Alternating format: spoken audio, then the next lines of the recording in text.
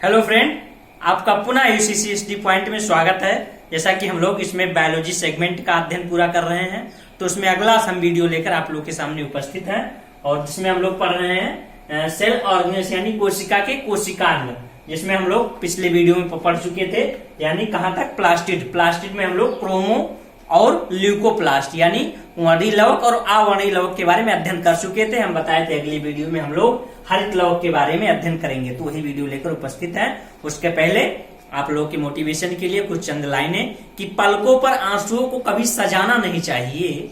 पलकों पर आंसुओं को कभी सजाना नहीं चाहिए। हर जख्म भरने के लिए दवा खाना नहीं चाहिए। पलकों पर आंसुओं को कभी सजाना नहीं चाहिए। हर जख्म भरने के लिए दवा खाना नहीं चाहिए। राहों को मंजिलों से कभी दूर नहीं कर पाओगे। राहों को मंजिलों से कभी दूर नहीं कर पाओगे। मुश्किलों को देखकर हार मानकर बैठ जाना नहीं चाहिए।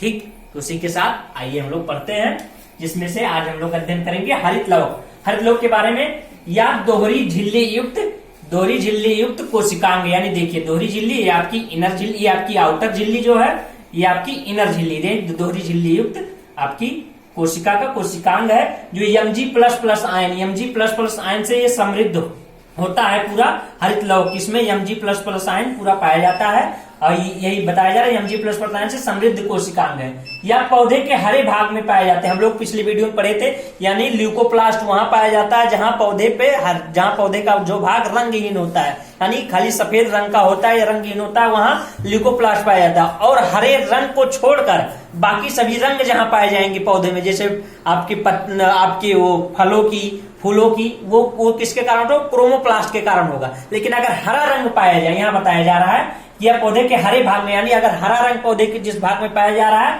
वहां किसकी उपस्थिति होगी? वहां हरित लवक की उपस्थिति होगी, यानी क्लोरोप्लास्ट की उपस्थिति होगी। तो यह पौधे के हरे भाग में पाया जाता था। क्लोरोफिल की उपस्थिति के कारण, इसमें क्लोरोफिल नाम का एक पिगमेंट होता है, इसी में क्लोरोफिल की उपस्थिति के कारण या हरे रंग का होता है। यानी क्लोरोफिल की उपस्थिति के कारण पौधे की पत्तियां और जितने भाग पौधे के हरे होते हैं वो किसके कारण होते हैं? तो क्लोरोफिल के कारण होते हैं, जो कहाँ पाया जाता है? जो हरित लवक में पाया जाता है। ठीक, आगे हम लोग अध्ययन करेंगे। क्लोरोफिल पौधे के प्रकाश संश्लेषण में सहायता प्रदान करता है। प्रकाश संश्लेषण वह अभिक्रिया होती है जिसके द्वारा पौधे भोजन बना पाते हैं। पौधे भोजन प्रकाश संश्लेषण क्रिया में क्या करते हैं? CO2+ लेते हैं। उसके बाद प्रकाश की उपस्थिति होती है। प्रकाश की उपस्थिति होती है, तो इससे C6H12O6 बनाते हैं, जो क्या है? ग्लूकोज के रूप में पौधे अपना भोजन बनाते हैं। ठीक, यही बताइए, इसको प्रकाश संश्लेषण कहते हैं। प्रकाश संश्लेषण क्लोरोफिल उसमें महत्वपूर्ण भूमिका निभाता है। ठीक, आगे हरित लवक में डीएनए तथा राइबोसोम भी पाए जाते हैं। पिछले वीडियो में हम लोग पढ़ चुके हैं राइबोसोम और डीएनए। और कहाँ पाया जाता है? तो माइटोकांड्रिया में भी इसकी उपस्थिति पाई जाती है, माइटोकांड्रिया में। दूसरा कहाँ पाया जा रहा है? यह हरित लवक में भी डीएनए और राइबोसोम की उपस्थिति पाई जा रही है। ठीक, ये बात को याद रखिएगा। हरित लवक में सिक्के के आकार की संरचना भी देखिए। सिक्के जो है, सिक्के के आकार की, ये सिक्के के आकार की संरचना होती है, जिसे थैलोक्वाइड्स कहते हैं। थैलोक्वाइड्स ये है आपका। और इसी थैलोक्वाइड्स के ढेर को, ये पूरे ढेर जो एक पाया जा रहा है, ढेर, इसको क्या कहते हैं? ग्रेना कहते हैं, ग्रेना। और एक ग्रेना में 60 से 100 थैलोक्वाइड्स होते हैं। ये एक ग्रेना पूरी होती है जिसमें 60 से 100 आपके थैलोक्वाइड्स होते हैं। और थैलोक्वाइड्स, अब इसकी क्या भूमिका है ग्रेना और स्ट्रोमा की? अब स्ट्रोमा क्या है? इसमें जो द्रव्य भरा रहता है उसे स्ट्रोमा कहते हैं। द्रव्य जो भरा है इसको स्ट्रोमा कहते हैं। इसको हम लोग नोट में जानेंगे क्या कार्य है। प्रकाश संश्लेषण की प्रकाशीय अभिक्रिया। प्रकाश संश्लेषण दो प्रकार का होता है, एक प्रकाश की उपस्थिति में होता है, एक प्रकाश की अनुपस्थिति में होता है। तो जो प्रकाश संश्लेषण प्रकाश की उपस्थिति में होगा उसे प्रकाशीय अभिक्रिया कहेंगे, और जो प्रकाश संश्लेषण प्रकाश की अनुपस्थिति में होगा उसे अंधकार अभिक्रिया कहेंगे। तो प्रकाश संश्लेषण की प्रकाशीय अभिक्रिया हरित लवक के ग्रेना में, यानी इसी में संपन्न होगी। और प्रकाश संश्लेषण की अंधकार अभिक्रिया जो होगी वो स्ट्रोमा में, जो द्रव्य भरा होगा, उसमें संपन्न होगी। तो इस बात को आप याद रखिएगा नोट के रूप में जो है। ठीक, हम लोग आगे चलते हैं कोशिका के अगले कोशिकांग पे, जिसको हम लोग पढ़ते हैं सबसे पहले अंतःप्रद्रव की जानकारी, क्योंकि यही पढ़ेंगे तब आप राइबोसोम को कोरिलेट कर पाएंगे इससे। तो देखते हैं अंतःप्रद्रव की जानकारी। इसकी खोज जो किया था वो KR पोर्टर नामक वैज्ञानिक थे, उन्होंने इसकी खोज किया था, KR पोर्टर। ठीक, उसके बाद इसको अंग्रेजी में इंडोप्लाज्मिक रेटिकुलम कहते हैं। इंडोप्लाज्मिक रेटिकुलम,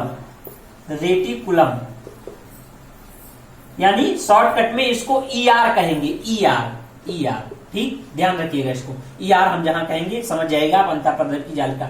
ईआर केंद्रक से लगी हुई संरचना होती है जिस पर राइबोसोम के कण लगे हुए। ये देखिए केंद्रक है आपका, ये पूरा केंद्रक, इस पे देखिए लगी हुई संरचना है, ये आपकी लगी हुई संरचना है जिस पर ये राइबोसोम के कण लगे हुए होते हैं। इसी कारण कहेंगे, पहले आप इसको पढ़ लीजिए तब इसको कोरिलेट कर पाएंगे, क्योंकि राइबोसोम इसी पर लगे होते हैं। और यह दो प्रकार का होता है, यानी ईआर दो प्रकार का होता है, एक आरईआर और एसईआर। आरईआर को रफ इंडोप्लाज्मिक रेटिकुलम कहेंगे और इसको स्मूथ ईआर, यानी हिंदी में बोले तो इसको कणिकामय कहेंगे, कणिकामय ईआर अंतःपदर की जालिका। इसको समतल यानी प्लेन समतल आपका ईआर इंडोप्लाज्मिक रेटिकुलम, दो प्रकार का होगा। अब दोनों में डिफरेंट क्या है, ईआर आरईआर की सतह पर, आरईआर की सतह खुरदुरी होती है, यानी देखिए कणिका में नाम से इसकी जाहिर है ये खुरदुरी होगी, कणिकामय होगी, और इसी पर राइबोसोम के कण लगे होंगे। ये जो राइबोसोम के कण जो लगे होंगे वो किस पर लगे होंगे, वो आरईआर पर ही लगे होंगे। और यह प्रोटीन संश्लेषण में बहुत सहायता निभाता है, क्योंकि इसी पर राइबोसोम के कण लगे होते हैं। एसईआर की सतह समतल होती है, यह वसा के अणुओं के संश्लेषण में सहायता प्रदान करता है। इसकी सतह एकदम प्लेन होगी, यानी जिस ईआर पर राइबोसोम के कण नहीं लगे होते हैं उसे एसईआर कहते हैं, और जिस ईआर पर राइबोसोम के कण लगे होते हैं उसे आरईआर कहते हैं। ये दोनों में डिफरेंट है और दोनों में अंतर भी है, ध्यान दीजिएगा। ठीक, आगे हम लोग पढ़ते हैं राइबोसोम की खोज जो किया था वो पैलाडे नाम के वैज्ञानिक थे, इन्होंने किया था, पैलाडे। ठीक, अब देखते हैं इसके बारे में। यह झिल्ली विहीन कोशिकांग, इस पर किस प्रकार की कोई झिल्ली नहीं होती है। और हम लोग राइबोसोम के बारे में थोड़ा बहुत अध्ययन करके ये जान लिए थे कि 70S प्रकार का राइबोसोम जो होता है वो प्रोकैरियोटिक कोशिका में होता है, लेकिन 80S और 70S दोनों प्रकार की अगर राइबोसोम पाए जा रहे हैं तो यूकैरियोटिक कोशिका होगी, मतलब हम लोग की कोशिका होगी। ठीक, तो ये प्रोकैरियोटिक तथा यूकैरियोटिक दोनों कोशिकाओं में ये पाए जाते हैं, और यह दो प्रकार का होता है। एक कौन सा, 70S, एक 80S। 70S दो सब यूनिट में यानी दो सब इकाई में बटा होता है, एक 50S और एक 30, यानी आप इसको 50 और 30 80 मत जोड़ दीजिएगा, यहाँ गणित का नियम नहीं लगेगा। यहाँ पर 50S और प्लस 30S दो सब यूनिट, ये 50S होगा, ये 30S होगा। और छोटे वाले इकाई को यानी 30 वाली इकाई को उसको लघु इकाई बोलेंगे, और इस बड़े वाले यानी 50 वाले को क्या कहेंगे, दीर्घ इकाई। और दूसरा जो 80S प्रकार का जो राइबोसोम होगा वो 60S प्लस 40S दो सब यूनिट में बटा होगा। और जो यस आपका यहाँ ये सेडिमेंटेशन कोफिशिएंट यानी अवसादन गुणांक है ये। अब इसका कार्य क्या है, प्रोटीन संश्लेषण में महत्वपूर्ण भूमिका निभाता है। नोट में आप यहाँ ये जान लीजिए कि ये इसको प्रोटीन संश्लेषण में महत्वपूर्ण भूमिका निभाने के कारण ही इसको कोशिका का इंजन कहते हैं, कोशिका का इंजन इसको कहेंगे। ठीक, अब यहाँ पर ईआर के हम लोग कार्य देखना भूल गए थे, आप देख लीजिए ईआर के कार्य क्या होंगे। ये कोशिका झिल्ली में महत्वपूर्ण भूमिका निभाते हैं, यानी कोशिका झिल्ली के निर्माण में ये जो है एक संरचना बनाता है कोशिका झिल्ली, जिसके कारण ये कोशिका झिल्ली बनती है।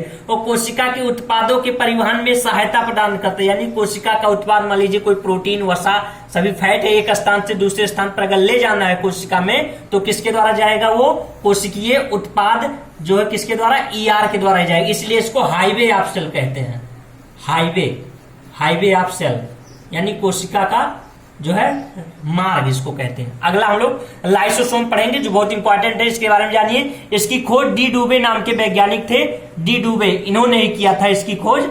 और यह जानेंगे क्या है, यह एकल झिल्ली से निर्मित थैली नुमा संरचना है। एकल झिल्ली इस पर होती है और यह थैली नुमा आकार की संरचना होती है। इसमें शक्तिशाली पाचक रस, शक्तिशाली जो पाचन, जो हमारे पाचन में सहायक जो रस होते हैं, एंजाइम जो है होते हैं, हार्मोन्स होते हैं, वो सभी का जैसे हाइड्रोलिटिक नामक एंजाइम भरे होते हैं, इसी में लाइसोसोम में ही भरे होते हैं। हाइड्रोलिटिक नामक एंजाइम जो बहुत शक्तिशाली पाचक रस होता है।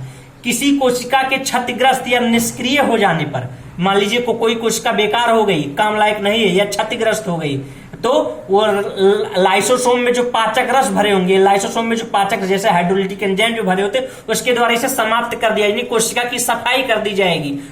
जो कोशिका का जो कोशिकांग काम लायक नहीं रहेगा उसे लाइसोसोम क्या करेगा, अपने पाचक जो रस होगा जैसे हाइड्रोलिटिक एंजाइम होगा उसी की सहायता से उसको जो है समाप्त कर देते हैं, यानी इस दुनिया से उसका नामो निशान मिटा देगा। फिर आगे देखेंगे, किसी कोशिका में व्यतिक्रम उत्पन्न हो यानी कोई खराबी आ जाने के कारण लाइसोसोम फट जाता है, यानी अगर मान लीजिए कोई कोशिका खराब हो गई तो उसमें लाइसोसोम फट जाएगा और संपूर्ण कोशिका नष्ट हो जाती है। संपूर्ण कोशिका इस प्रकार से नष्ट हो जाएगी, यानी जब वो खराब हो गई है तो क्या होगी, तो उसमें लाइसोसोम अपने आप फट जाएगा। तो ये जो हाइड्रोलिटिक एंजाइम है वो पूरी कोशिका में फैल जाएगा, उसके बाद ये जो है आपको पूरी कोशिका को समाप्त कर देगा। इसी कारण इसको सोसाइटल बैग ऑफ सेल कहते हैं, यानी कोशिका की आत्मघाती थैली, आत्मघाती थैली इसको कहते हैं। यानी आत्मघाती यानी कोशिका स्वतः ही अपने आप को समाप्त कर लेती है इस प्रक्रिया में लाइसोसोम के द्वारा। तो आत्मघाती थैली, अब जानते हैं कि ये हमारे जीवन में उपयोग क्या है। अगर ये ना हो तो क्या होगा,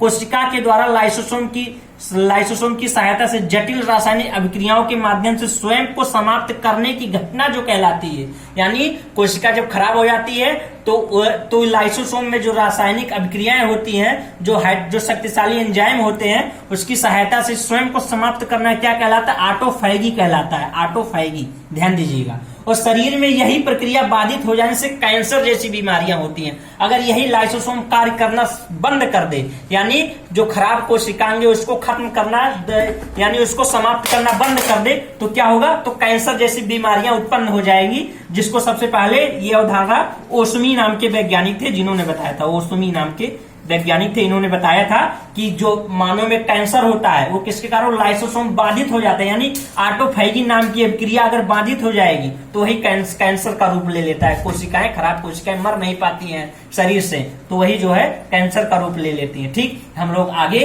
अगले वीडियो में कोशिका के अगले कोशिकांग के बारे में अध्ययन करेंगे। धन्यवाद।